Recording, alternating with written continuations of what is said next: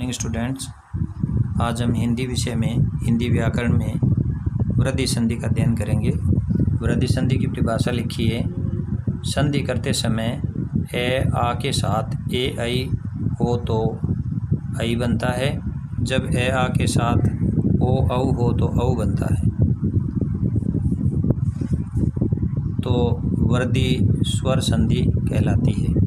इसका मैंने ऐसे भी लिखा है, वृद्धि स्वर संधि के लिए ए आ के सामने लिखा है, जमा का निशान लगा रखा है। ये जमा का निशान है। ए आई हो तो आई बनेगा और ए आ के साथ ओ औ हो तो औ बनेगा। ये जमा का निशान लगा रखा है इसके साथ, ये देख लें। अब इसका नियम जो है, इसमें ये भी दोबारा मैंने फिर लिखा है। यहाँ नियम संख्या 1 में लिखा है, ए आ के साथ ए आई हो तो आई बनता है। जैसे ए के साथ ए आ गया तो आई बनेगा और ए के साथ आई आ गया तो आई बनेगा। आ के साथ ए आ गया तो आई बनेगा और आ के साथ आई आ गया तो आई बनेगा। इसके एग्जाम्पल देखें। पहला एग्जाम्पल है हित प्लस हित जमा ए सी। तो हित में ये तय लास्ट वाला तय है, इसमें से हमने ए वर्ण ए स्वर जो है वो बाहर निकाल लिया, तो यहाँ आधा तय बच गया। और इसके बाद जमा के बाद है ए आ गया। इन दोनों को ए और ए को मिला के आई बना। तो अब हम ही जो है वो ही तो यहाँ ले लेंगे। ही के बाद तय बचा। तय को जब हम ए के साथ मिलाएंगे तो इसका ए के साथ मिलते ही तय पूरा हो गया। हित और इसके साथ मात्रा लगेगी आई की, तो हितई, और ये सी जो है इसके साथ में जोड़ दिया। एक एग्जाम्पल दूसरा और देखें। प्रिय जमा ए सी। अब प्रिय में ये जो है प्रथम पद का जो दूसरा वर्ण है, ये में से ए निकाल लिया। ए जमा ए के अंदर ए को यहाँ ले लेते हैं नीचे, तो ए जमा ए दोनों मिलकर के आई हो गया। तो इसी क्रम में क्या है, आई हो गया तो प्रिय जो है वो प्रिय तो ज्यों का त्यों आ ही गया। और ये जो है वो ए के साथ मिलने से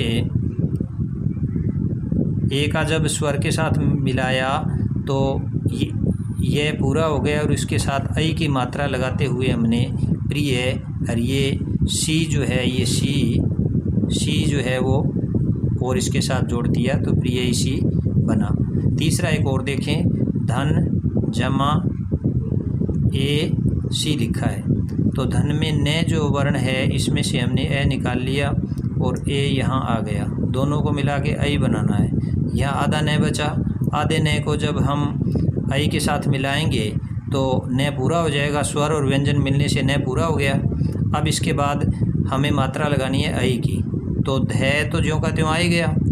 और इसके बाद में न जो है इसके ऊपर इस आई की मात्रा लगाएंगे तो नई हो गया, पूर्ण व्यंजन होते हुए नई हो गया। और अंत में जो है ये हमने काम में ले लिया, सी बचा। सी को यहाँ इसके साथ जोड़ दिया, दनई सी हो गया। एक और देख लें, बाकी ऐसे सेम उदाहरण इनको आप अध्ययन करके देख लेना। एक जमा एक लिखा है, तो एक में कै है, कै में से ए निकाल लिया नीचे, जमा के निशान के बाद ए ले लिया, दोनों को मिला के आई बना। अब हम इस आधे कै को जब आई के साथ मिलाएंगे तो कै पूरा हो गया और आई के ऊपर वाली जो मात्राएं नियमानुसार आती हैं वो कै के ऊपर 2 मात्राएं लग जाएंगी। ए हमारा ज्यों का त्यों आ गया, कै के ऊपर 2 मात्रा लग गई और ये ए तो हमने काम में ले लिया। इसके बाद कै बचता है ये कै इसके साथ जोड़ दिया, तो ये हमारा पूरा संधि का शब्द बना, एकैक शब्द बना। इसी प्रकार वसुधा प्लस एव लिखा है। वसुधा में अंतिम वर्ण आ हमने नीचे ले लिया इसमें से, तो ये ध बच गया आधा। और इसके बाद जमा के बाद में ए नीचे ले लिया, आ और ए को मिलाने से आई बना। तो वसुधा का जब करेंगे, इसका पूर्ण शब्द बनाएंगे, तो वसुधा में वे आ गया और सु आ गया। वसु तक तो कोई दिक्कत है ही नहीं, हमें वसु तो ज्यों का तो लिख लिया। अब ध शब्द जो है वो यहाँ आधा बचा था। आधे ध के साथ जब आई मिलाएंगे तो ध पूरा होते हुए पूरा बनने के साथ साथ इसके ऊपर 2 मात्राएं लगेंगी और ये ए तो हमने काम में ले लिया। इसके बाद ये वह बचा, वह इसके साथ जोड़ दिया। इस प्रकार से वसुधैव पूरा शब्द बना। नेक्स्ट देखें, तथा प्लस एव लिखा है। तथा में था है, उसमें से हमने आ ले लिए नीचे, जमा के बाद ए नीचे ले लिया। अब यहाँ आधा थे बचा, इन दोनों को मिलाकर तो नियम के हिसाब से आई बन गया।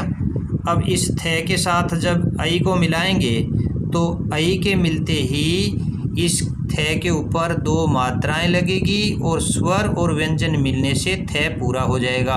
तो तय के साथ में तय का तो ज्यों का त्यों तय आ ही गया, और थे को मैंने जो तरीका बताया था आपको उस तरीके से हिसाब से मिलाएंगे तो थे पूरा होते हुए स्वर और व्यंजन मिलकर पूरा होते हुए आई की मात्रा इसके ऊपर दो मात्राएं लगा दी गई। और ए हमने ये काम ले लिया, इसके बाद वह बचा, वह इसके साथ जोड़ दिया तो पूरा संधि का शब्द बना तथैव। नेक्स्ट देखें, ये 2-3 एग्जाम्पल इसी तरह से और दिए हैं। इसके बाद हम नियम के हिसाब से 2 नंबर नियम पर आएंगे। ए आ प्लस ओ औ। अब ए के साथ ओ को मिलाएंगे तो औ बनेगा, ए के साथ औ को मिलाएंगे तो औ बनेगा, आ के साथ ओ को मिलाएंगे तो औ बनेगा, आ के साथ औ को मिलाएंगे तो औ बनेगा। ये इसका नियम है। इसका एग्जाम्पल देखें, जल जमा ओद लिखा है तो जल में ए को नीचे ले लिया, आधा ले बच गया, जमा का निशान लिया, इस ओ को हमने नीचे ले लिया, ए और ओ को दोनों को मिलाने पर औ बना। अब हम इसका पूरा जब शब्द बनाएंगे तो जय तो यहाँ ले ही लेंगे, जय का तो जय मैंने ले लिया। इसके बाद ले जो है ये आधा बचा है, जब ओ औ के साथ हम इसको मिलाएंगे तो जलऊ हो जाएगा। ये शब्द ये वर्ण क्या हो जाएगा, जलऊ। तो यहाँ जय के साथ लऊ जोड़ दिया, ये दोनों मिला के जलऊ हो गया। जय को पहले ले लिया था, इसको लऊ बोलेंगे खाली, और जय इसके साथ में लेकर के जलऊ हो गया। और अंत में ध बचा है, ये ध इसके साथ जोड़ दिया तो जलऊ ध पूरा अपना शब्द बना। इसके बाद एक और देख लें, परम प्लस ओस द लिखा है, परम में ए नीचे ले लिया, जमा के बाद ओ ले लिया, ओ इसमें से निकाल लिया तो ये औ है, औ निकाल लिया, इसमें से औ है, औ की मात्रा है तो औ को ज्यों का त्यों नीचे ले लिया हमने।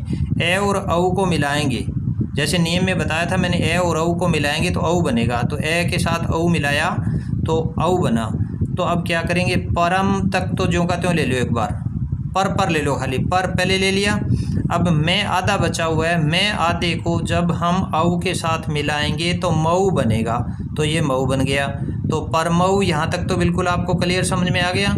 इसके बाद में ये औ तो हमने ले लिया था नीचे, ये से और ध बचता है, से और ध को इसके साथ मिला दिया, परमौस ध शब्द बना है। से है, ये बीच में जो लाइन है दिखाई नहीं दे रही तो मैं बता देता हूँ, ये से है, परम औषधु बन गया।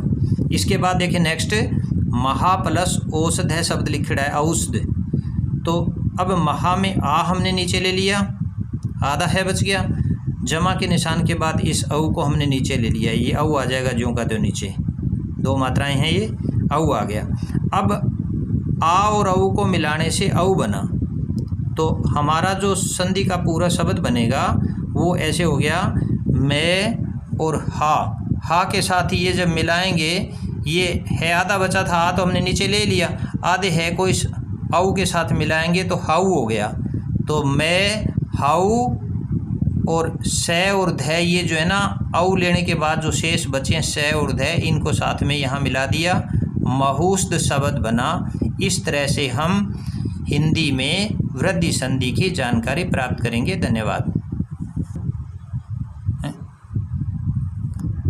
हाँ, सभी छात्राओं को सूचित किया जाता है कि संधि जो हमारा टॉपिक चल रहा है, इसमें अगर 9th और 10th के सिलेबस में संधि नहीं है तो उन छात्रों को ये अपने सिलेबस को ध्यान में रखते हुए उनको इस चीज़ का अध्ययन नहीं करना है, क्योंकि सभी क्लासों का जो व्याकरण का टॉपिक कॉमन है उसको ध्यान में रखते हुए ये वीडियोज़ या ऑनलाइन क्लासेज लग रही हैं। तो इसमें आप ध्यान रखना, जो सिलेबस में हो उसी चीज़ को आपको रिटर्न करना है और उसी का अध्ययन करना है। धन्यवाद।